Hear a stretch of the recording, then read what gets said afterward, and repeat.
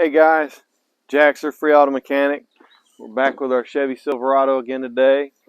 It appears that the vehicle speed sensor wiring harness has got an open or a short in it. This is kind of related to a video I did earlier on with the vehicle speed sensor causing some erratic issues with the shifting of the transmission.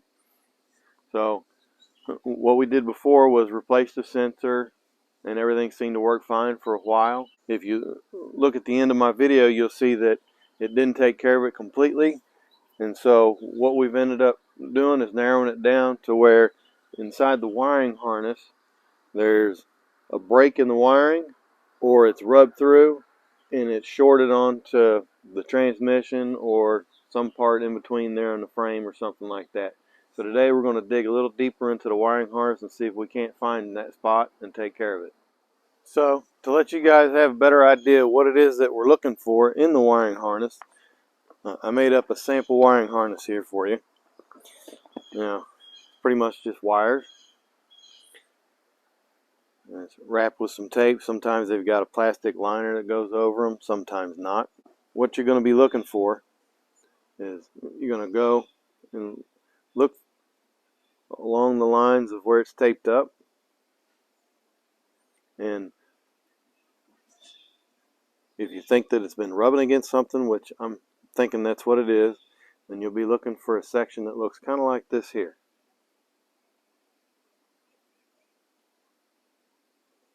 I'm not sure if you have a little better view. And what's going on here is it's managed to rub against, this is just for example, just vibrating down the road, it can rub right against that, just enough to where it's going to short out against this ground, and it's going to give some false signals along this wire. So if we can locate something that looks like this, then we're going to be in pretty good shape, because then all we got to do is cut the wiring harness open and splice a new section of wire in. So that's what we're going to be looking for. So to help us achieve our goal, we're going to need a couple of tools, nothing super fancy. You're going to want some kind of a creeper. I like my universal one, it works pretty good. It allows you to work on just about any vehicle.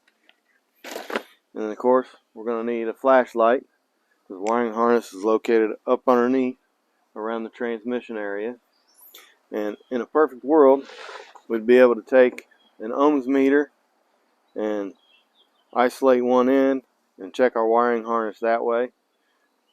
However, the way that this thing is set up and wired, the harness wraps around the transmission, goes up between the firewall and the engine, and it's not easy to get to. So if we can just visually locate it, we're going to save ourselves a whole lot of time and grief. So let's get after it.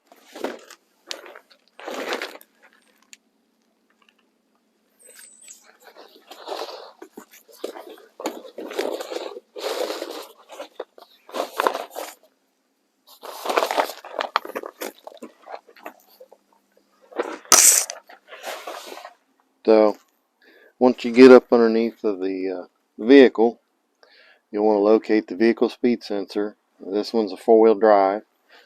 It'll still be in the transmission on a 2-wheel drive. But right there is the sensor.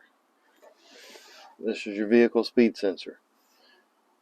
So you can start looking at some of these wires and the wiring harness right here. And the harness is going to wrap up over top and come around on the other side, closer to the top up here. And it's got a separate plug-in because this is a 4-wheel drive unit.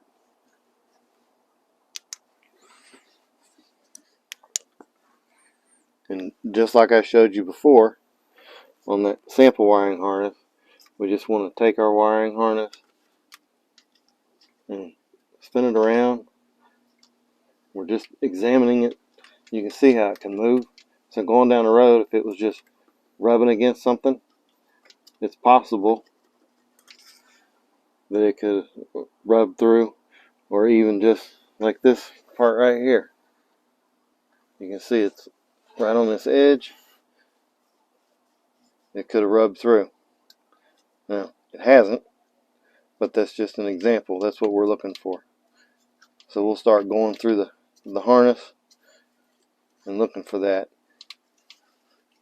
You can see this section is just covered with tape. You can peel that back and look at it. If we have to get in there further, then we'll have to take some of this plastic wiring harness covering off and look inside there.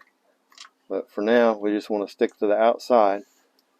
And it doesn't hurt to move the wiring harness around a little just to see what it's rubbing against.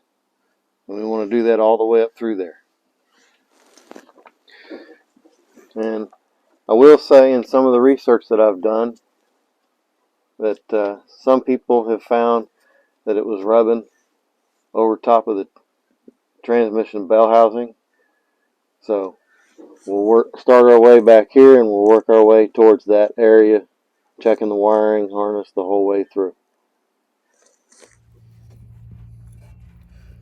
So we can see that one wire is purple with a white stripe, the other one's green with a black stripe.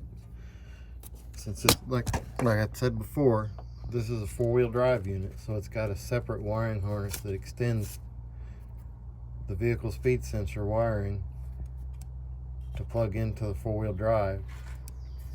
So it actually, if we come around the other side, bear with me.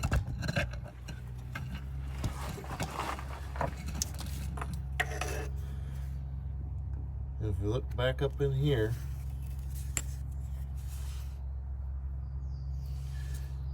you can see the wiring.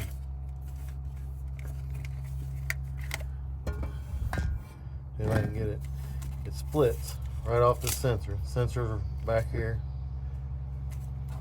The wiring splits, goes one direction, and you'll see our green and purple goes the other direction back here. It comes around and plugs in right up top there.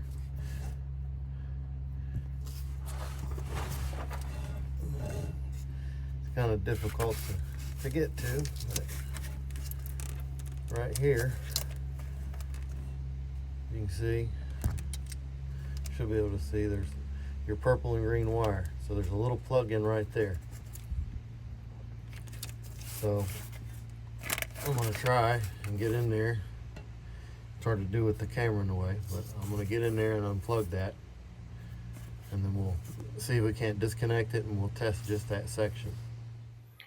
Alright, so I went to the great lengths of getting my multimeter out. I did double check the continuity on the extension cable or wiring harness that goes from the regular wiring harness for the four-wheel drive, and that checked out just fine. So I ended up tracing the wiring up underneath the bottom of the engine that goes up over top of the bell housing through to the top. Well, I'll just show you. It goes underneath, and then let me flip this around here. The wiring harness comes back up over top. This is it here. This main wiring harness feeds up through. Now I cut the tape off of it, dug through all your wiring, and here there's your signal wire. You can see purple and white stripe, black and white stripe, and they're conveniently twisted together. So these are the wires. Now I've checked the wiring down through there, and everything looked fine. And you have to remove your little top cover piece to get to it. It's one little 8mm bolt. And once I took that loose, I traced the wiring down through here, and then it comes back over to your fuse box underneath. So in order to gain access, I removed the bolts on this bracket. there's a couple of little plastic tabs underneath here.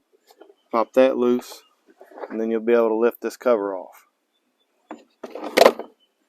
And what I found is this great big mouse nest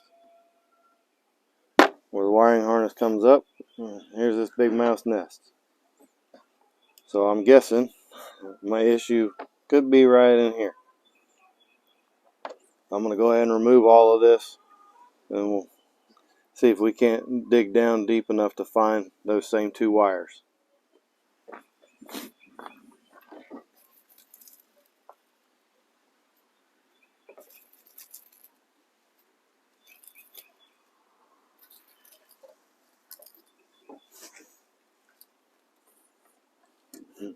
And definitely see signs of things being chewed on in here. That's not good. Not good at all. You do have the ability to take this loose. There's two tabs on the side and two tabs on the back, and you can pull this up out the way so you can get underneath, visually inspect all these wires down in here.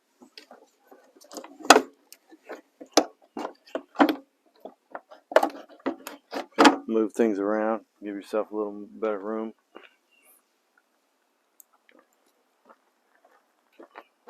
But as I take a closer look, I can see the rodents have chewed on some of my other wiring, even chewed on the plastic connector.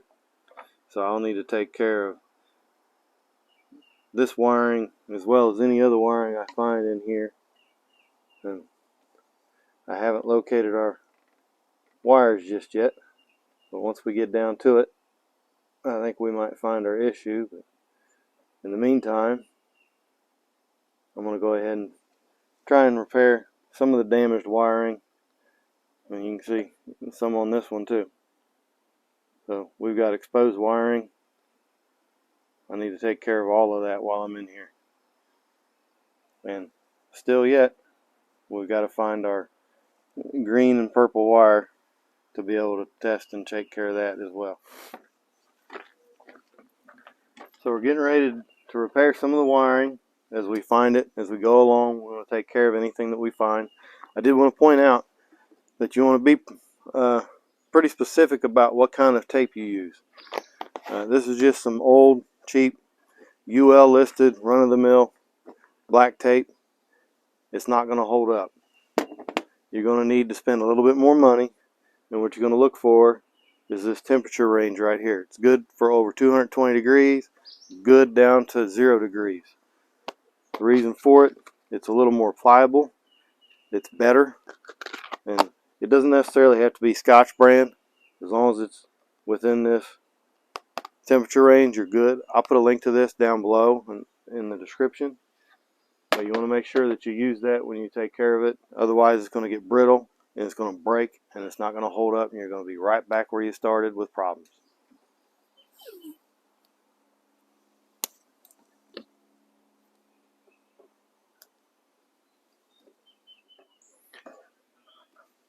So I've repaired our chewed up wiring here, and I opened up this end of the wiring harness, and I found our green and black wire with the purple and white striped wire.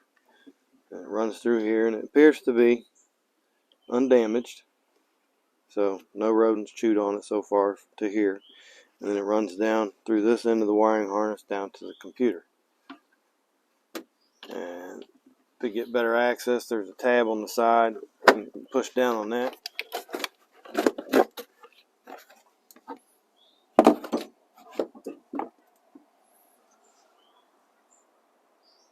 And it's pretty much just a cover for the computer, but now we've got access to the wiring harness that feeds in down below.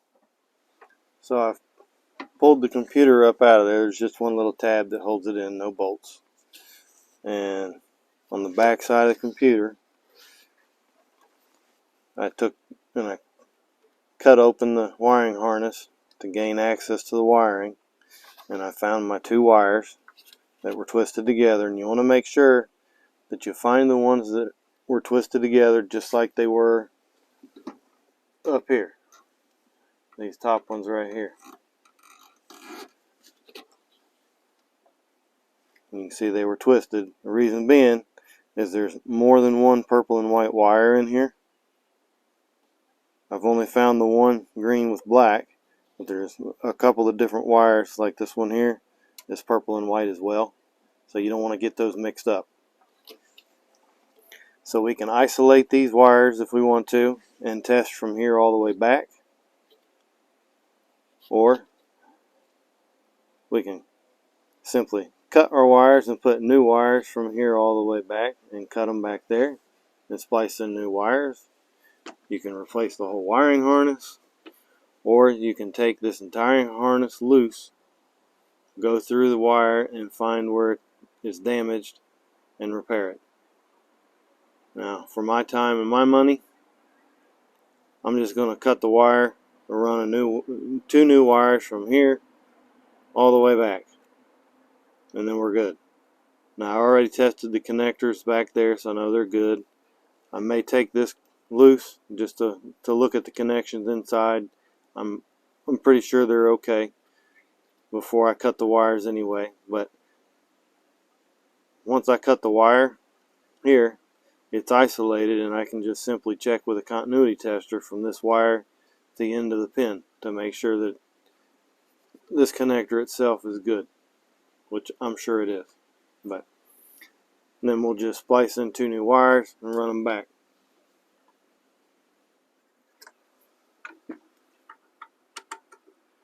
Seven millimeter. I was close.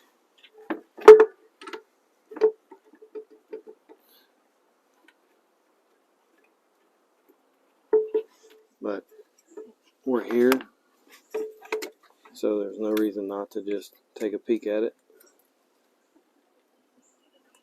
These are pretty well designed.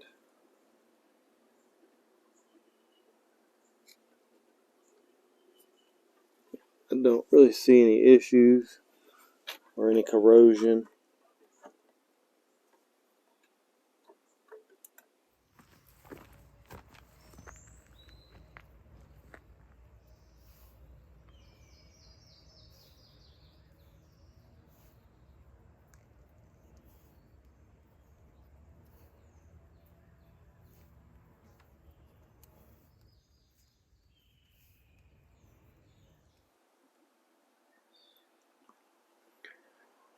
And unless you're extremely confident, I do not recommend doing this.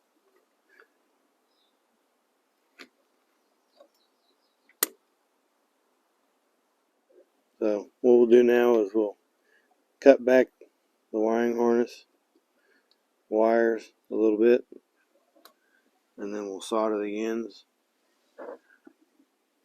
to the new wiring harness I just created. And we'll make sure that we'll stick with purple on purple. It'll be a lot easier for us. And of course we'll use our orange with a green wire, and then we'll just run it back through and do the same thing on the other end connector, which would be real easy to do. We'll just cut the connector off and put it on the end, and we should be good. So you can see I unplugged it from the speed sensor, and I'll just do the same thing to this as I did to my wiring harness. I'll solder those wires together. We'll plug that in, run the wire through, making sure that it's not going to hit anything, and then we'll solder it up to the other end of the wires. And if there was any issue between the wiring from back there to the computer, we should be good.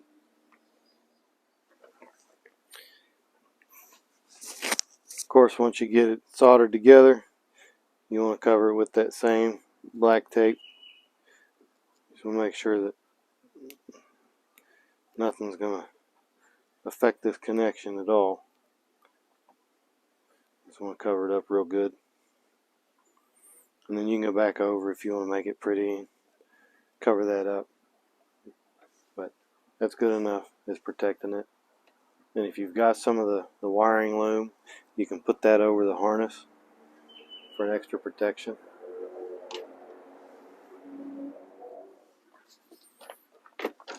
And if you don't happen to have some wiring loom laying around, I'll put a link down below in the description where you can get some. And it just opens up. Put your wires in there.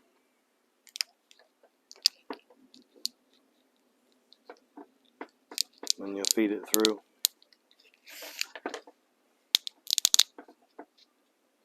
You can do that with the whole harness. So you get it all inside of here. It gives it a little extra protection. And then we'll feed it down through and plug it into our vehicle speed sensor on that end. So I plugged my harness in to the vehicle speed sensor and run it right alongside the other wiring harness. And you can see I've run it through. Just taped onto it. Continue down through. So basically just running it right alongside where it was before. And then I'll run it down to the computer and then I'll cut it to length, solder the wires on, and then we'll test it.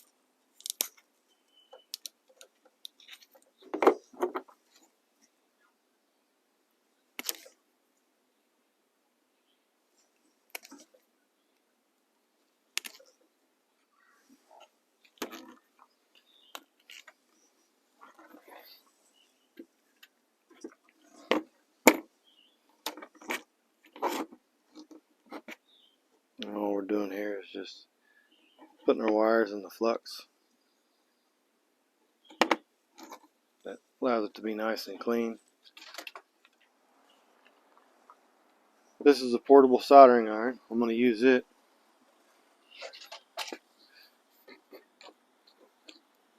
And we'll go ahead and dip our wires in to the flux.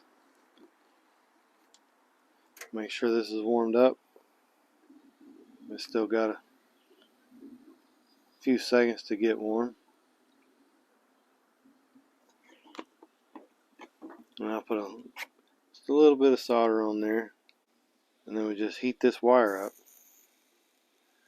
And that solder just adheres to the wire. It's pretty simple.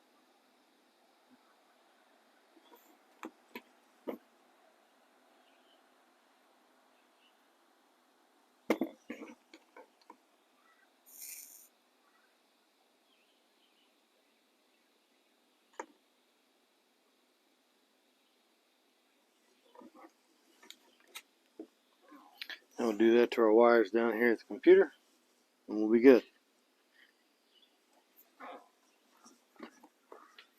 We've got our 2 wires soldered to our new harness. We'll mount the computer back after we tape those wires up, of course. Of course, you got to put all your covers back on, your computer cover, your fuse box cover. We'll have to bolt our brace back on. 4 13mm bolts.